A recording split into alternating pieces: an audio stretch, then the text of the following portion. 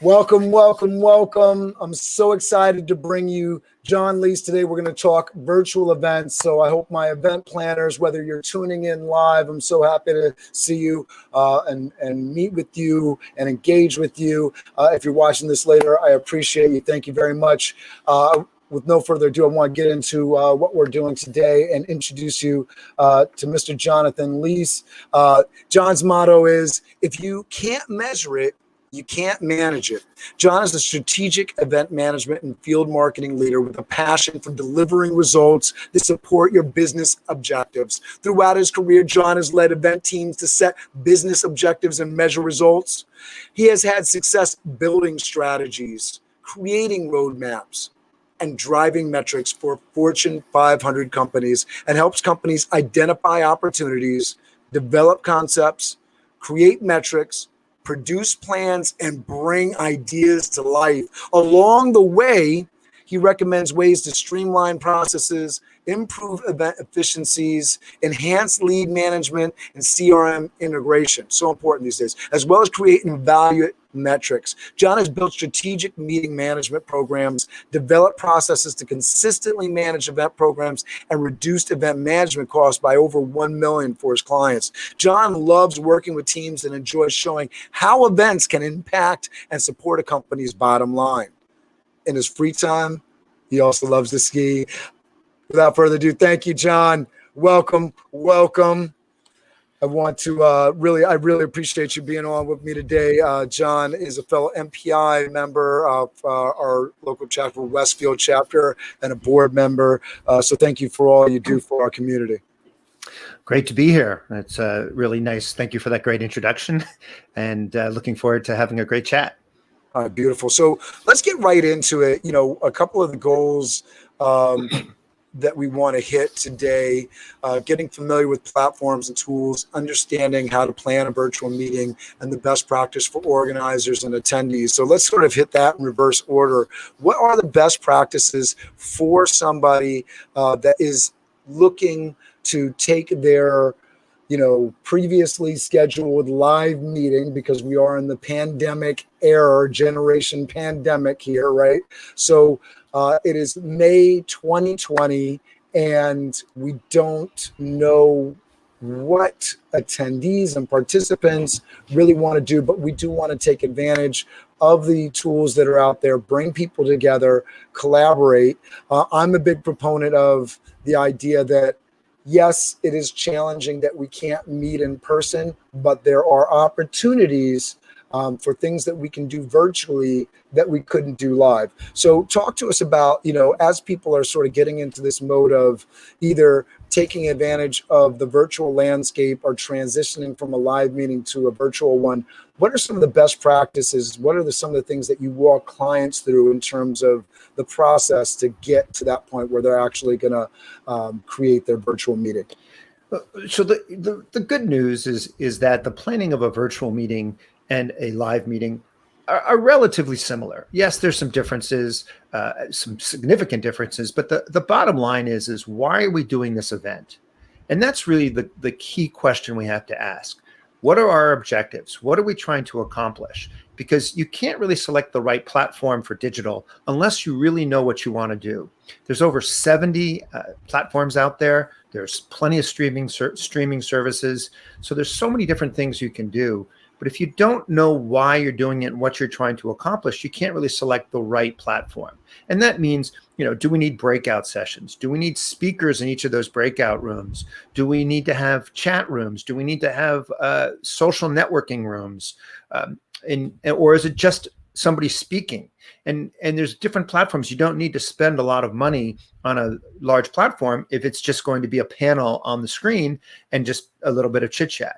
But the key to a successful virtual meeting is the ability to engage the audience. Because as you know, if you're sitting here at home and you're watching this, your phone might ring, the kids might scream, the dog might be barking. You've got a lot of different distractions. So if you can really focus on keeping the information relevant, engaging people so that they want to be there and want to participate, then you're really going to have a successful digital or virtual event. And I think the best practice is really to understand the why, then to develop the who you're going to reach and what's the best way to reach those people, and then you can come up with the right platform. Yeah, I love that. What do you think some of the right whys are for taking a meeting virtual right now? What are some good case points or with the folks that you're working with? I know we can point to what we're doing with our MPI Westfield chapter is a great example. But what are some of the whys that you think people should be looking at if they're actually looking to get into the virtual event space? Well, certainly, why do we want to do this? Are we trying to educate people? Is there something we want? What do we want them to take away from our program? That's really the first question you want to ask. And that question could be, we want to educate them on a specific subject. Okay. And then if that's the case, then you have to say, okay, what is it we want them to do? So I want you to learn how to create a virtual event so that you can host a virtual event within 90 days of this webinar. Okay. Right. So then there's something really tangible. It's a smart objective, right? I'm going to be able to go out and find out if somebody actually was able to measure, if somebody was actually able to do an online event and what the success of that rate was. So I think, that's one thing, right? And then there's another one about engaging people, right? Building relationships. A lot of people in business, you want to buy from somebody you like, you trust, you feel good with. So we want to have the opportunity to build relationships. So again, how many meetings can we set up during a virtual conference, right? There's no reason why you can't do that and why you can't have people connecting online. And what's great about a virtual meeting is that you have so much data, more data than you would ever have in a live meeting. And that's knowing how many people came on board, how many people registered, where did they go when they were on, if they went to different sessions, who were they listening to, who were they connecting with, how long did they stay, how many downloads did they do? So, you can get this information, whether you use it for a virtual event next year or for your live event in the future. You really have some really good data points that can be used to analyze the success as well as help prepare for the future. Yeah, I think that's great. And one of the things, that right away sparks me is that engagement piece, because you start talking to me about, okay, we're going to host something where we can learn something. I'm like, okay, why am I not tuning in to YouTube? Just put it out there as content and make that a part of your company's social strategy.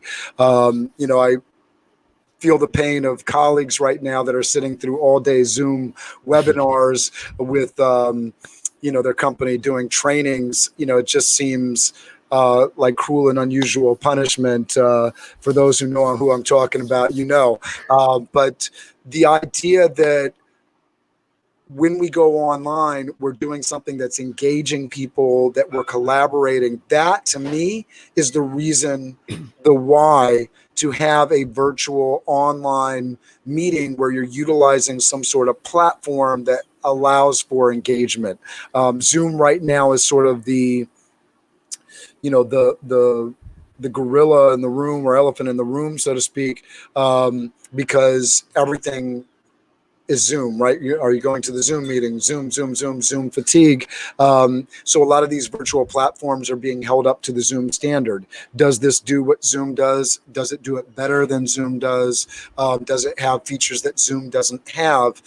So in terms of talking about platforms and tools and collaboration, what are your thoughts on what people should be looking at in order to create an engaging meeting where people can actually engage with each other and learn from each other? It's funny what you were saying about Zoom. For those of us old enough to know, we used to say when we wanted to make a copy, we'd make a Xerox. And of course, that's the brand. Really, what we're doing is making the copy. And now Zoom is sort of the word used for like the generic, we're going to do an online meeting. But really the key tools out there, there's so many different tools that we can talk about. But in my mind, it's not just engagement, but it's about building this sense of community.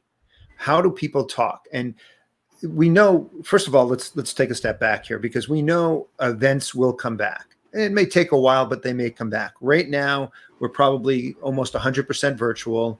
And at some point, it's going to tip and we're going to start to go back to live events, but probably not 100% live. there'll always be this hybrid option. And I think that's really, we have to take a look at that too, because there's a couple of really important things, and then I'll get into some of the tools and platforms. But when you're online, you immediately open the door to anybody who to attend.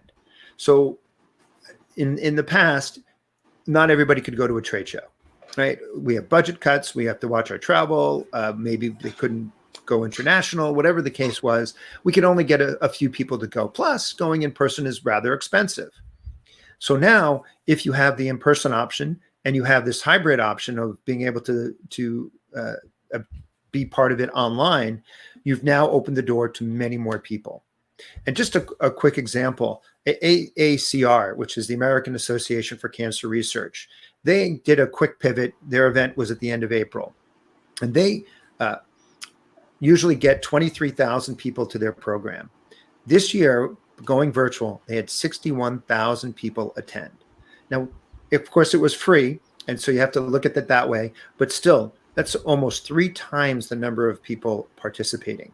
So I think what we have to think about when we go hybrid is we're probably going to get more people than we think.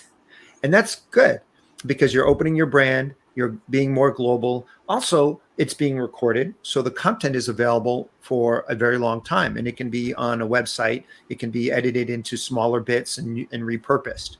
So there's a lot of good opportunity there. So I think when you start to look at the different platforms, now you've got to start to think about, what do I really need? And then you can look at, if you're looking at maybe a online trade show, for example, maybe you look at something like On24 or Big Marker.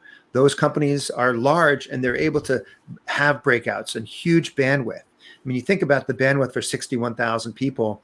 They had 24,000 people at AACR at their plenary session, the main session. That's more than everyone attending at one time in the past. So you need to make sure there's bandwidth. You need to make sure that they have that capability to not have that delay or buffering going on, or, which can frustrate people. So you have to really look at that. And companies like On24 or Socio.events or Big Marker and so many others are out there, and we can provide a document with a list of all the different companies, but there's no magic pill. And that's the one thing we have to make sure everyone understands is there's no one size fits all. Everyone is a little different. I appreciate that. I'm doing these live broadcasts sometimes up to 3, even 4 times a day sometimes. And, I'm running into the challenges with folks that aren't savvy on their end with not knowing how to do camera setup. So you're talking about production quality and the strategy around there. And I'm just doing live interviews and conversations like this right now, and those can be pretty complicated in some cases. And even on my end with lag, in the video, we had a great interview just a couple of days with one of my alumni from A. Philip Randolph Campus High School, the nonprofit that I work with, soundbusiness.org. We have an alumni connections project, and I'm watching, the live broadcast play back and my own audio, and I have a pretty good setup. We were talking about before we're going on, Ethernet cable and should I use the headphones and, all that kind of stuff, which are the technical details, which are a part of every virtual event that you do. I'm sort of curious how you are learning about this and approaching this. Certainly for me, it's creating a checklist, trying to make sure that I have the folks that I'm working with. Not only am I sending them a list because I know they're not going to read it, right? When they book the interview, I have information, so I know that that's there. So I provided it. So I'm, CYA, I told you, right? But then I'm finding that I also have to follow up with people, even scheduling pre-events and run-throughs just to do a simple interview, just to make sure that the production quality on both ends, because it's not like a live event where I control the space somebody's walking into. I can be as set up as I want to be, but I'm dependent on the other person for the quality on their end of the live stream. Mm-hmm. There's also another way to go about it. You can pre-record things. You can work with AV companies.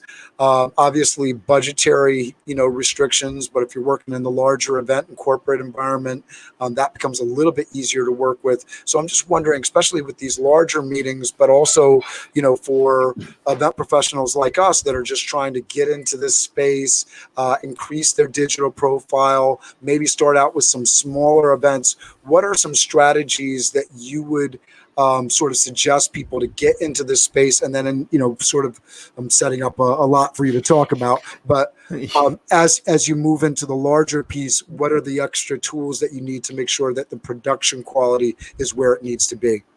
Yeah. So I think when we think about virtual, probably the number one concern is going to be the sound, the audio. People might put up with some bad video if it's not great, but if the audio is not sound and solid, they're probably going to just leave. So I think that's really important. And there's a number of different things you can do. And it depends on budget. It depends on the type of programming you have. But one is you can send a kit, right? You can put together a microphone. You can put together lights. You can put together a backdrop. You can do a number of different things and send that out to your speakers. So if you have multiple speakers, you could send all of that to each one of them. And to be honest, for under $1,000, if maybe even $500, you can do a green screen microphone and some inexpensive lights so that there's some consistency across the board. Then with the green screen and that backdrop, you can then add in relevant images in the background so that everyone might have the event logo or something specific or their name in the same way so that it's consistent across the board. And I think that's like a really good way to make things consistent across the board. The other thing is, again, I have my microphone right here, right?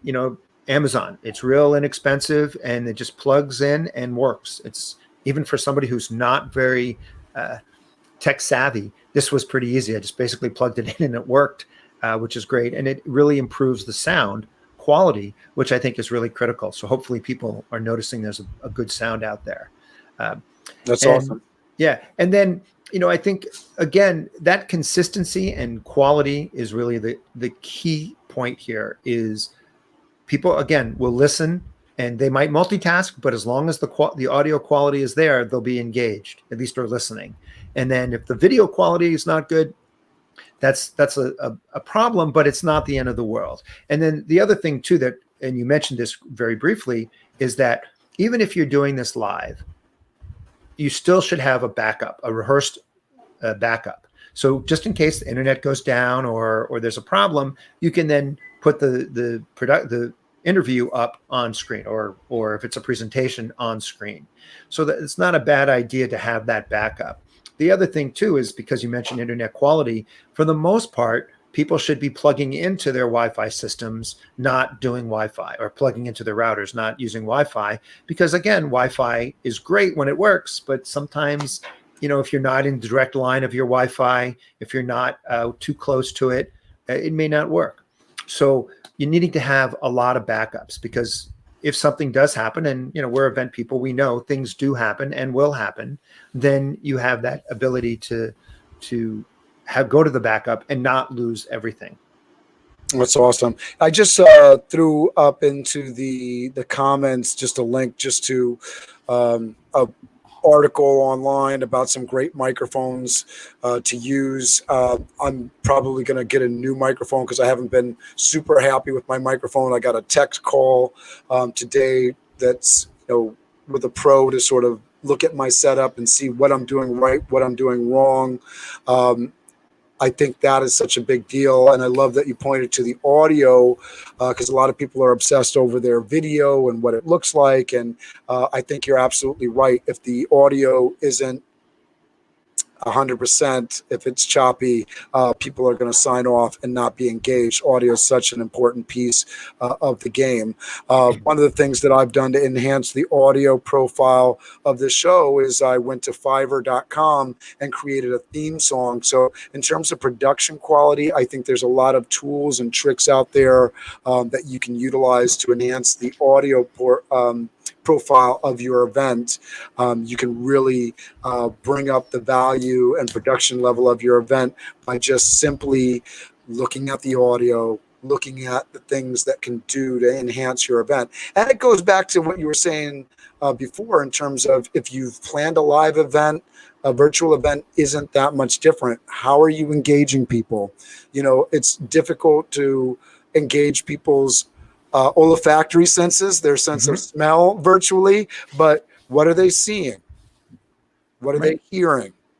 You know, what feeling, what can they touch? You know, can you send them a virtual care package so that maybe you can send something that they can smell during the meeting? Like I've gotten a care package for a virtual meeting where they sent coffee beans, a cup that actually you could make the coffee in with the coffee beans, a beautiful action item pad so that you could take action on the event that you are hosting, packaged with cards. So there was things that I could touch, I could feel, I could smell, and really engage with in the meeting, which I thought was wonderful. So there are strategies for you to do it. Now, obviously, this gets into the money side of it and the monetization side of it.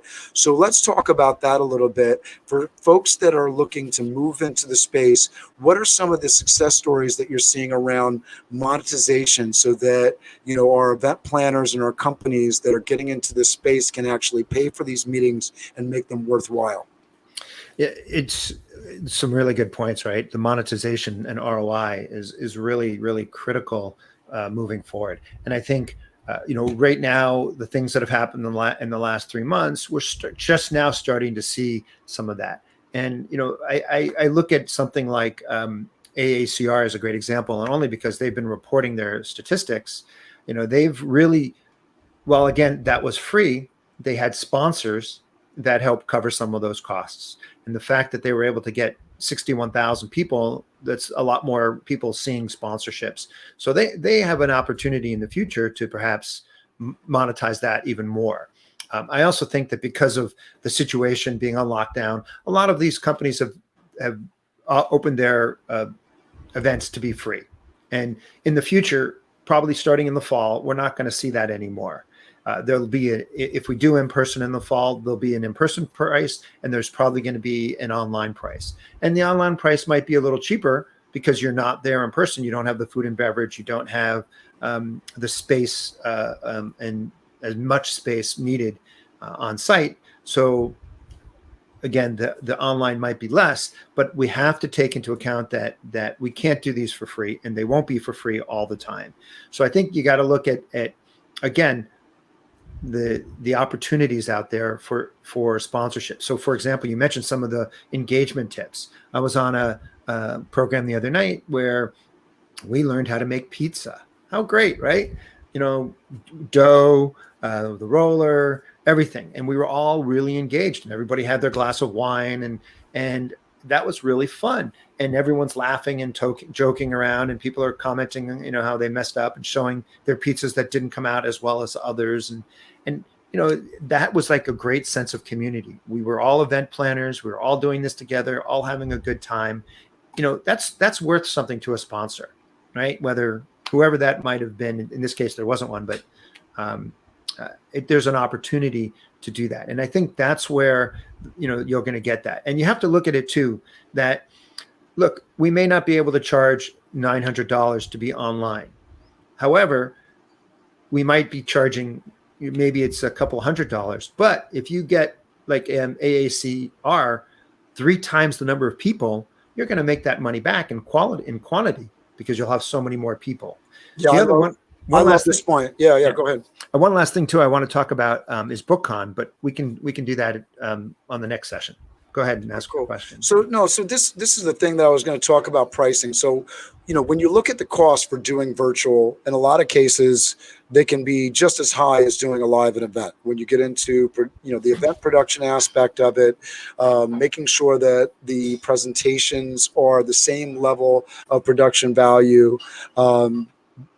booking the online platform that allows you to do everything securely and reliably for your attendees, you're looking at some high costs. So in terms of the pricing for your online events and in the conversations that I've had with my meeting partners and with clients, we've talked about in some cases not lowering the price at all from in an event where we've transitioned from live to virtual. And the reason that we weren't going to lower the price at all was because for a lot of the events that we're doing, especially on the high level where it's connecting business leaders, foundation folks, they are attending the meeting to engage with the folks that attend that meeting. Mm-hmm. So the price on the door is not because they're getting a lunch or a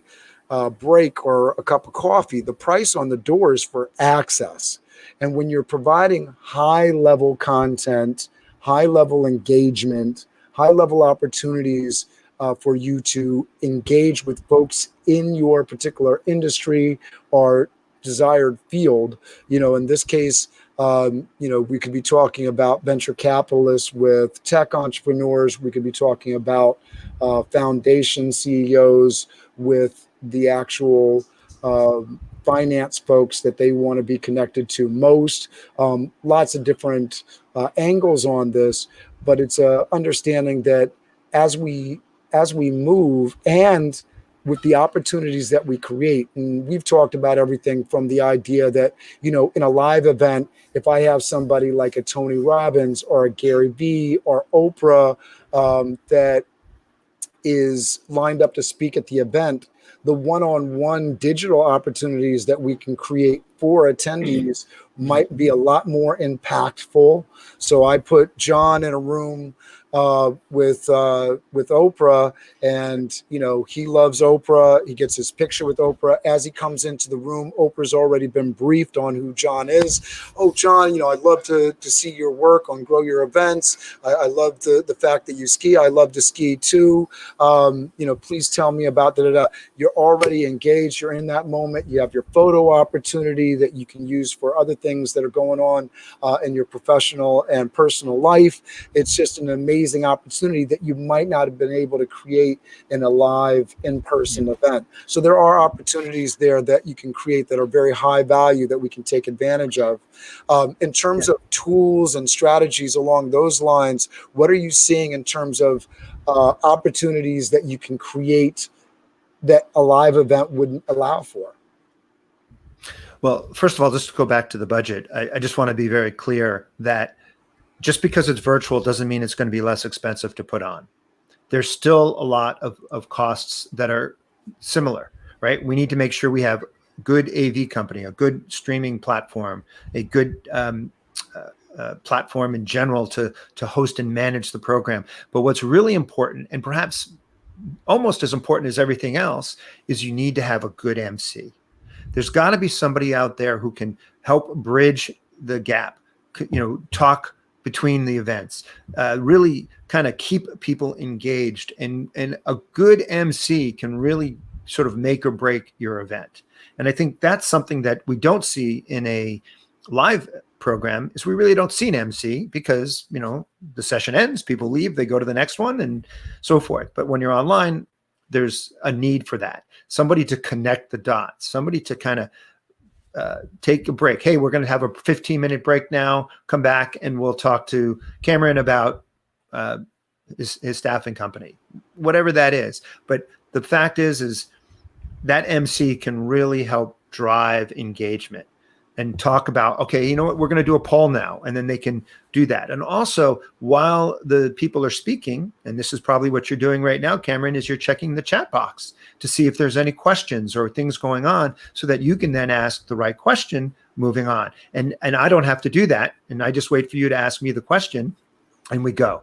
So I think that's something that's really, really important that we don't see as much in a live event as we would here. So certainly that's something that's critical. I also feel like what's missing a lot in an in-person event, while you are there to network and you're there to meet people, when you go to a networking event, you pretty much have to go and find the people you want to talk to. You know, you're looking at name badges and you may not know the person, or maybe you've seen his picture or her picture online and you want to try to connect. So you're trying to look around the room to find them. But online, I can just go and right to the profile and I can say, hey, Cameron, I'd like to connect with you. Can we spend a few minutes chatting at maybe our networking event later on this evening? And that connection is made, and it's much easier and to connect on that virtual side because you're not having to do the searching at an event where there might be 500 people. So I think that's absolutely. like really good. I love the fact we've done it with our 12 p.m. lunch bunch, MPI Westfield, which I took that format from Master Networks that started it and just brought it over to MPI. The ability to break out people on Zoom, which, then again, going back to this conversation, we do it on Zoom. Can this other platform do it? And we've definitely had that conversation multiple times over. We go and we look at a platform like Socio, or we look at, platform like On24, or, new platforms that are in development like welcomeonline.co. And one of the first questions is, can we do these breakouts? Can we do that? I looked at this platform called shindig.com, which was one of the coolest platforms that I saw. And I actually have some ideas around doing basically online concerts and bring your date dances, because you can do a very high level stream and the person that is running the event or performing can see all the attendees. But one of the cool things about Shindig that I haven't seen on any other platform is you can have a separate side conversation with another attendee. So whether that person lives in the house next door or you're in New York and they're in San Francisco, you can act like you're sitting right there next to them in a chair or right there on the dance floor of the event and have a conversation. You can lower the volume of the presenter. You can heighten the level of the presenter for yourself in that meeting. So it's a really cool platform and tool. So again, it brings people to the table. And going back to an earlier point, where I would have put on online or in-person event, and maybe I couldn't get everybody that I wanted to come to the event for travel reasons, because of cost issues, because of scheduling issues, right? So I got these, very high level folks. They're very busy. It's tough to get a moment on their calendar, let alone 2 days, because of all the travel involved to get them to my venue and back, right? Absolutely. Now, if we can create a high-level virtual meeting, not only can we get the presenters to definitely check in, we can get folks from places on the continent that would have been extremely difficult, cost challenges, logistical challenges. So now I can do an event in my basement in New York that, can attract folks from Africa, Australia, China, South America. The guy that's sitting in a vehicle in Antarctica that's got some good Wi-Fi signal, right? We can get all of these people together from a scientific, from a business, from a personal and social angle. It allows for an amazing opportunity, and for an event that may have suffered on the end of getting sponsorship and getting enough attention because maybe they didn't have enough ability to attract attendees. That problem goes out the window. Now it's just about how do we host everybody? How do we bring the sponsors to the table? Because we know we can get the people. We know that it's accessible. Yeah, you're so right. I mean, the sense of community is what we all are looking for and what we all want. And the whole thing about the concerts and what's going on is really key. And we have to say there's a lot of venture capitalists coming into this market right now. They are putting money into virtual. There's new platforms coming out. So this is just going to get better and better. And I give a shout out to Peter Shapiro, who owns the Brooklyn Bowl and the Capitol Theater here in Portchester.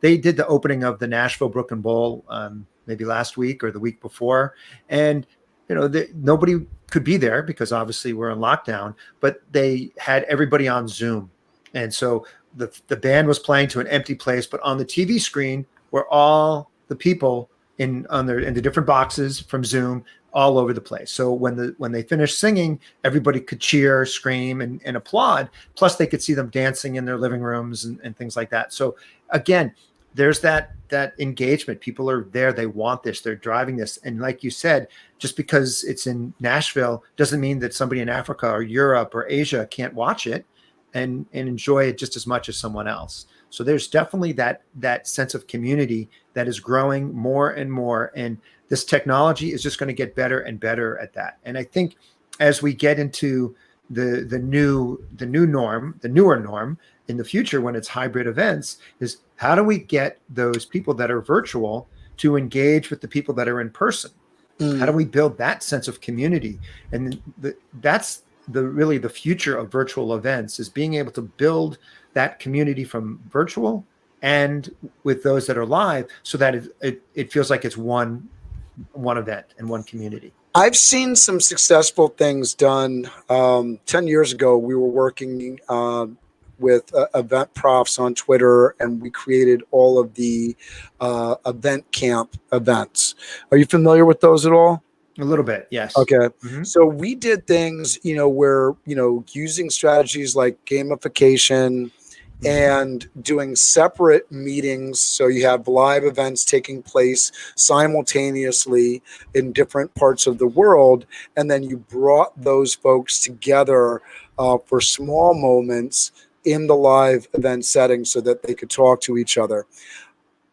I've also seen, through news articles, I haven't really experienced it in a very, sticky kind of way where I was like, wow, this is an experience that I want to repeat.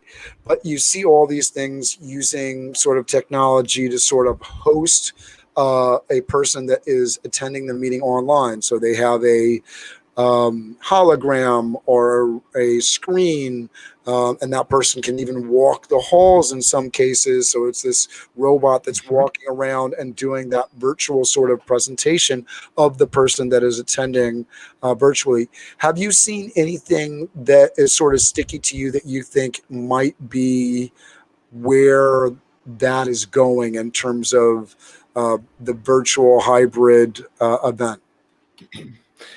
I mean, I definitely see things like holograms becoming very popular because, again, that capability is we can Zoom people, not to use that word, but we can move people wherever we want them to be. And you could have different people on a stage together, even though they're in different locations through the hologram. So instead of, flying, if it's a big event, you might have Bill Gates and you might have, some other folks. They don't have to come together. They can be in their living rooms or their offices, and you can then, through the hologram or through the technology, have them be together in the same place so that they are together. I love it. I think there's some stuff around like digital mapping too, where I think it's going to be interesting because that technology is becoming much lower cost, so that you could actually have people being broadcast in a virtual format on the edges of a conference room or even a larger event space because of the ways that they're able to project now and project images. So instead of, we're using StreamYard today to cast this, or everybody's familiar with Zoom, I think, or whether Google Meet, but basically being able to cast people onto the walls of events so that they're watching the performance and they're physically present in one way or another in the room. I think that's going to become easier to be done. When we talk holograms, the most famous event an experience that I know of is when at South by Southwest, they projected a hologram of the late Tupac Shakur, and he actually performed posthumously from the stage with other entertainers up there, and did it in a way that, basically, people were engaged with. So I think that, it's still a while before it's affordable for, the rest of us, but for on a very high end kind of level, having somebody, I know Gary Vee is definitely, attended and spoken at an event via hologram. It's going to become more commonplace. Yeah, absolutely. And as I mentioned before, as more and more money comes into this business, into this area, the technology is just going to get better and better. I mean, as we know, when things are tough, people step up and develop new technologies and new businesses, and new things are going to happen. I mean, who would have thought 6 months ago that we would do curbside pickup or touchless pickup today? And now it's a fairly big business. And it's the same thing here. Who would have thought that virtual technology would all of a sudden become the norm, and that we are doing this every day? And all of a sudden people are scrambling to become virtual technologists so that they understand what's going on. So I love that you're mentioning this, because anybody that sort of placed themselves in this space, now you look at somebody like Zoom, and it's sort of interesting because, you were talking about, the fact that Zoom has become a verb in the dialogue, in the language, but there were other Zooming or other video broadcasting platforms before. There was other virtual meeting platforms. Skype. Where did Skype go? Go to meeting, WebEx, Google, Cisco, right? So all these folks, why aren't they predominant? Now, I think we know the reason, because Zoom just works, and it works well, and it allows a whole bunch of different options. You don't need to have a subscription. It's free for most folks that are using it. At the same time, for those that purchase in, the ability to host breakouts, the ability to actually utilize the platform's live streaming on Facebook, it just works. I think it's a really interesting case study, because if you're an event planner, if you're a company, if you're a professional, and you were set up for this before pandemic, you're doing well now. Yeah. And look, no question about it, Zoom is a fantastic platform. It's very simple, and like you said, easy to use. And what's great about Zoom is it's almost plug and play. You sign up, you get there, send emails out, and you're in a meeting. Where some of the others may require a little more IT, a little more security. And I think that's something else we have to look at too. And, Zoom did have a little problem earlier on with security, and they've corrected that. But, I think when you're talking sensitive information, you may want to have a little bit more security. And some of these other platforms that are more sophisticated, yes, they may require a production company or production team to help you implement, but they're going to provide more of that security, more of that technology, more of the things that you need to do. So, for example, the other day, I saw a webinar with Alex Lindsay, who used to do live streaming, virtual programming for the president and the Pope, and how they set all that up, because you're only allowed to have one, maybe two people in the room. So they had to do everything outside. They had to have production trucks, and they're beaming this all over the world. So just like a TV production, just like a movie production, or just like an event production, you had to have these technicians in these trucks taking that stream and making sure that it worked flawlessly. And not that Zoom wouldn't do that, but I don't think Zoom has the technology to go like really deep and really intense.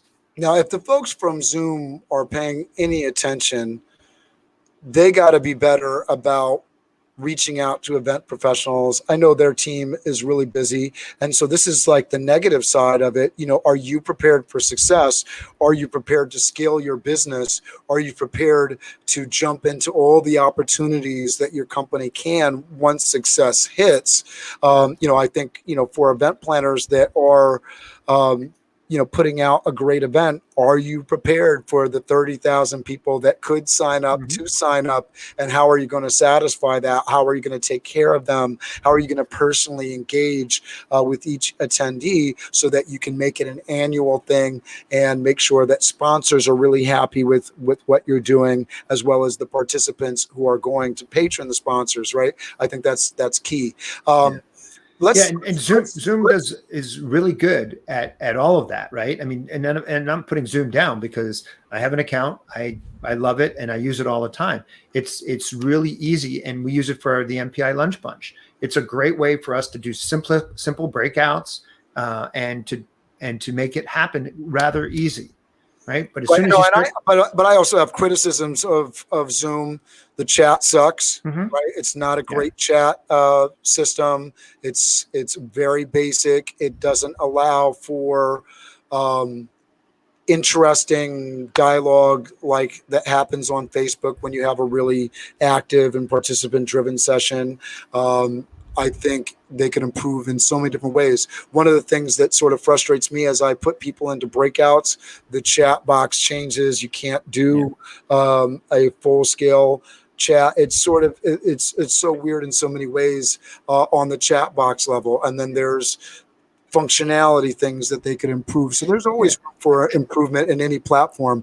But I don't want to get too deep in the weeds. I would like to come back to some of the things that we stated that we would take care of in terms of learning points here. So understand how to plan a virtual meeting. And then I do want to kind of walk through some of the tools to familiarize people that maybe not are familiar with some of the platforms that we're familiar with. So in setting up a virtual meeting, real briefly, what are you got your why, why you're getting into this. What are some points that you would make sure or people or companies that you would make sure that are a part of your planning process? How would you put together a virtual meeting? Yeah, so I would put together all of my needs. I'd create a list, everything that I need for my meeting, right? So is it breakouts? Is it networking sessions? Is the chat feature important? Interactivity? All of these different things that I want to do, right? And I'd put that together in a list, and then I'd start to talk to different companies. And we can, like I said, we mentioned that list of about 70 companies that we can post, but then you start to look through and say, okay, I go to On24 or Socio events, and I go through their session, and I listen and I ask the questions.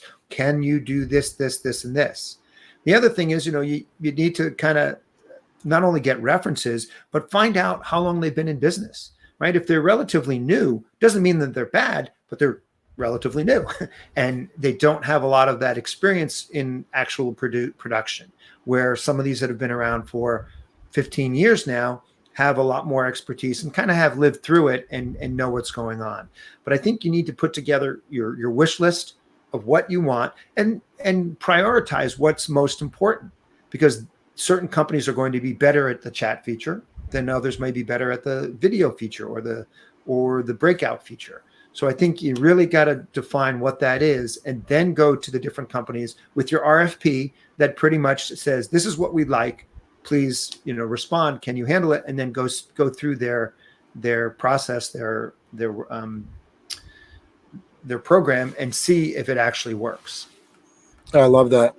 I know Brian Fonzo was somebody that you mentioned, so I'll drop that link into the chats as a place to go for some information on. He's got a ton of stuff on here, and I saw him at the hacking conference that I think Apiro put on. I think I got that right, and that was amazing.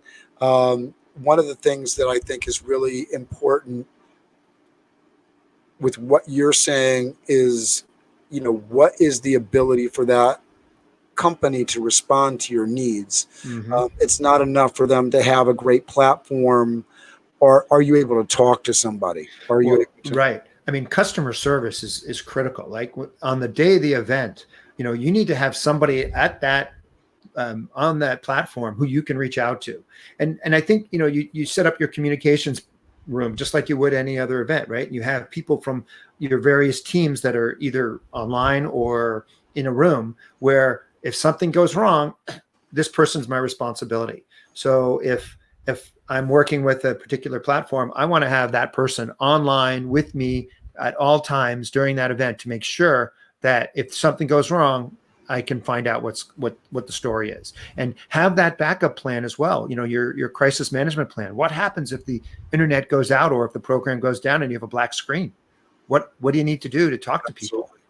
Absolutely. I love the idea too. And we've definitely floated this, but having multiple live events in conjunction with your events, so that that's the ultimate backup, is like you're not dependent on just this live stream. Like you can have folks. So I think having multiple backup plans to make sure, especially if you're doing something that is involving a lot of people, that is hosting a lot of people, God forbid, the electric grid goes down or something like that. You plan for months. What is your background plan? How are you going to engage your attendees? How are you going to take care of folks? Having those pieces in place, I think, is a critical part of the planning process. And I think in addition to the customer service, you should have the backup, right? Pre-record. Each person who's going to present should pre-record, and you have it as a backup. Or in some cases, and I was at one last week where the session was actually recorded. So the speaker was recorded. They played that, and then afterwards there was a live Q&A with the speaker. I love that. Mm-hmm. Yeah, I think it solves a lot of issues. We did the program, the MPI Lunch Bunch, where we had a live performance, and my suggestion to the performers afterwards was pre-record your session just before you go on live. That way it's in the same space, the same clothing, it's the same setting. Mm-hmm. It looks live. Yeah. And it was live. It's not a lie. It's, we did it moments before, but that way you control the audio, right? Mm-hmm. Especially on the Zoom platform. Again, another criticism of Zoom, even though we're utilizing Zoom more than anything else, just because you use it all the time doesn't mean that it's perfect. Just because I'm married to somebody doesn't make them perfect, right? There's always room for improvement, right? I hope she's not listening. I love my wife. There's things that I definitely need to improve about me. It's just real talk, right? Mm-hmm. So, in terms of whatever you're utilizing, there's always room for improvement. But the idea that when you're working with Zoom, the audio is going to possibly cut in and out, either because of the nature of live stream or because of the nature of the way the audio works in Zoom, trading back and forth from anybody that's not muted. Well, the other side to that is everyone's got a different microphone or, in a different system. And that's why some of these other programs, are different, because they will bring everything into a control room. Right. And they will monitor it there. And just like they would in a live event or a production house, they'll manage and make it sound consistent. I want to get into the platforms and just show off a few of the different platforms so people can see that. But right before we get into that, when during the planning process should an event planner say, maybe we shouldn't have the presenter presenting from their home, or at least not from their setup, that we need to bring some more production? At what point should somebody make that decision? What budget, what reason takes it from, okay, this is not okay to do from somebody's desk? Well, I think that starts in the planning process, right? That's part of your why, what, when, and how, right? So people have to understand that, and I think the other side of this too is, a couple of weeks beforehand, you can get those speakers online and you can start to see what their background looks like, so that if you do need to send something, you can. The other thing is the MC should be part of the planning from the start. As soon as you can get the MC involved, then that MC can see everything, can understand what's going on, and make recommendations as well. So if you do a rehearsal and you see that somebody's in a dark room, or, and you have to remember the time of day too. I'm sitting next to a window. The sun's not shining right now, but if it was, it might be really bright on my right side and my left side could be dark. So you got to look at all those different things and determine what's going to be right. And if you do that 2 weeks before, there's enough time to send a green screen, to send lights, to send speakers. And you may decide to do that early on just for, again, consistency, because if you have a high quality event, you want to have that everyone looking and sounding the same. So being able to do that and send that out, again, not at a very large expense, and afterwards they just pack it up and send it back to you. Yeah, I love that. I think that's really important. Yeah. Okay, so let's talk about some of the platforms. These are basically tools. Again, you want to understand your why. You want to understand what you want to happen. You don't want the tool to direct your meeting. You want your meeting to direct the tools that you're using. What are some tools that you like and why? What are some platforms that you like and why? Well, gosh, I mean, there's so many different ones. The thing I like about Socio, I mean, again, pluses and minuses, but they have a really good social capability, and what I liked about that is the ability to engage, have communication. They've been around for 15 years, so they kind of have seen what's been going on, and they've changed and updated their programs. Again, it works on mobile as well as on your screen, and they also can work with other apps, which I think is critical. Right, you can have an event app, or you can use their app as well to help combine, because the platform is going to be the part that delivers, but the event app is really where a lot of the community and the engagement is going to happen. In addition, so the two have to be connected. And I think that's really good. Key. And one of the things I just want to bring up for folks is, the importance of an app versus a web-based, browser-based platform. You do need to make a decision whether you want something that's going to operate from an app. I think one of the advantages with Zoom is that they both operates from the browser. So you can watch Zoom within a browser, so somebody doesn't need to install something. But especially for me, who I'm hosting multiple Zoom meetings a week, and I need the breakout, it is an app. I am able to move things across my 2-screen setup so that I can manage it. And I know I've had that conversation multiple times in talking to folks on the platform side. Well, can I actually, because I'm trying to manage these meetings, I know how difficult it is. Can I put the chat box over here? Can I put, the participant thing over here? Can I move things around, or am I stuck all on one screen all the time?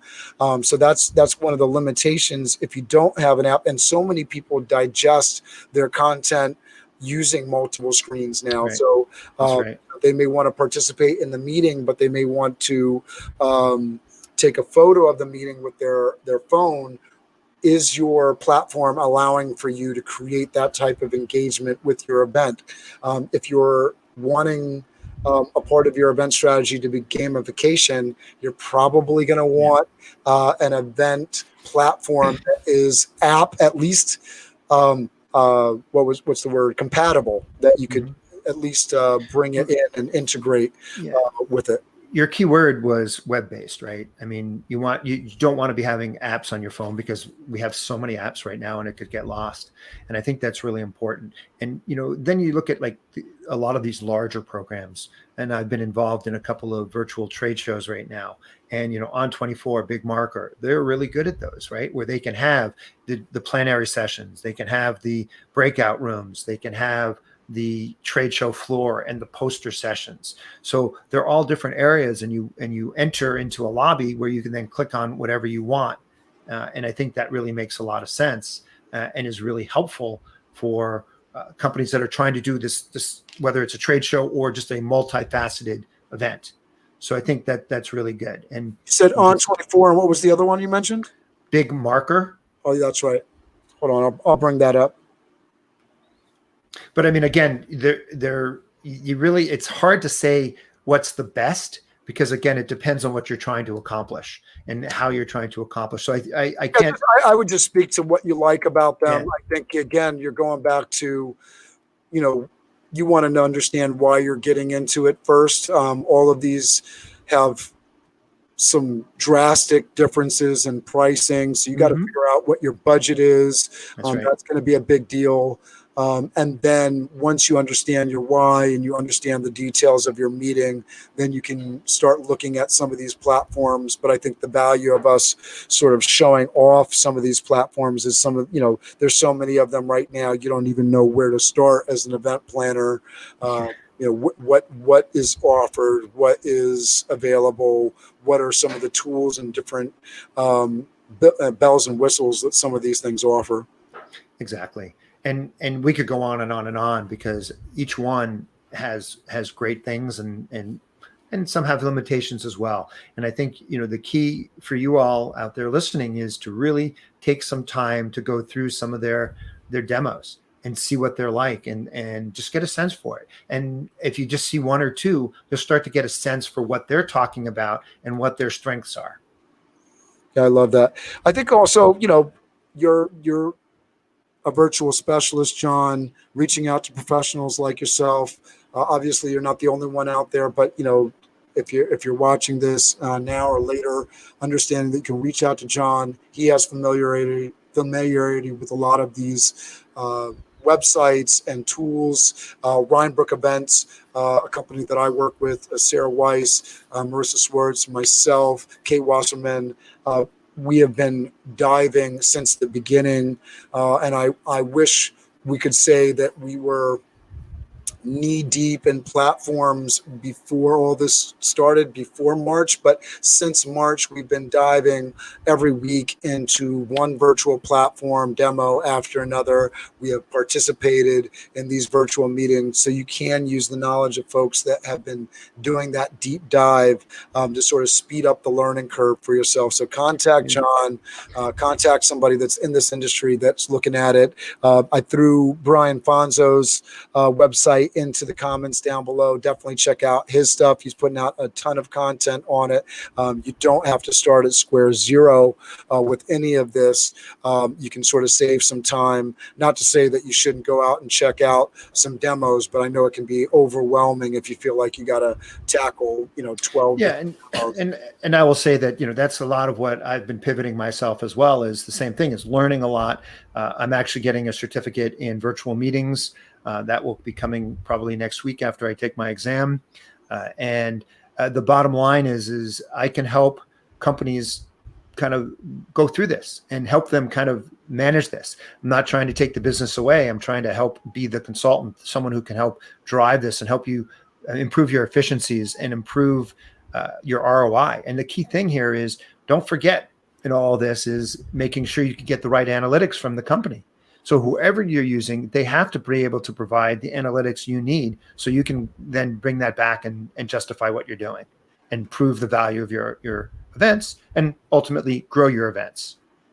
I love that. Yeah. All right. So I want to wrap this up. It's been fun, and I feel like we could talk about this for a couple more hours. It's really interesting stuff. There's a ton of platforms out there. John, how can folks get in touch with you? And then I don't know if there's any kind of closing comments that you want to share on doing events virtually, but I'd love to hear that. Sure. So my website is www.growyourevents.com. Straightforward. You can reach me at John, Jon, no H, Jon at growyourevents.com. So there's my website right there. And I'm happy to have a conversation. I'm passionate about this, and I think it's great. And I think when it comes to closing remarks, I think, you got to realize that, planning is really the critical part here. More so than ever before, we need to build a proper strategy that helps support business objectives. What does the CEO want the company to accomplish? Is it building relationships? Is it increasing profit margins? Is it, there may be some things we can't control, but for the most part, our events need to help support those ultimate goals. So let's plan, right? That's the, sort of the why, what, when, and how. Let's collect the data, right? Let's make sure that we have that capability. Let's make sure we analyze that data. And then we have to optimize the results by telling everybody what the success was and why this program was successful and why we should continue to do it again. Or if it's not successful, then perhaps maybe we need to rethink what we're doing and do something different. I love that. I just put your LinkedIn Yeah, that would be Jonathan.Lese. Yep, I just put your Oh, LinkedIn link into the comment section so people can connect with you there.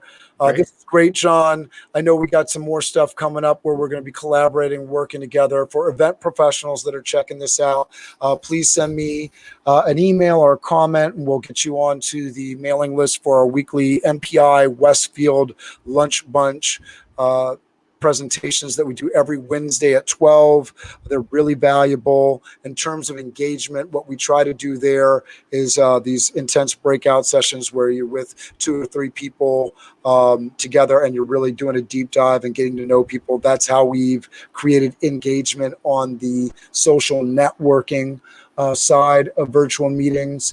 That's really important. If you're looking at doing a large meeting format, it's a great way to learn how to connect people in sort of a social cocktail hour kind of situation.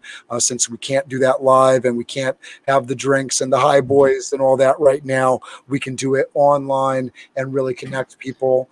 I really thank you for tuning in, John. Thank you for doing this. Again, reach out to John if you're looking for ways to grow your events, ways to take your events virtual. He's a pro. I really recommend him. Thanks, John. I'm going to let you say goodbye to everybody. Thanks all. Please reach out. Look forward to having a chat. I'd love to talk about this and love to see everybody prove value and justify their events and grow their events so that they're successful. My job is to make you guys look good. So hopefully you'll engage me and we can make things happen. Thanks. All right, John, hang out for a moment. Mm-hmm.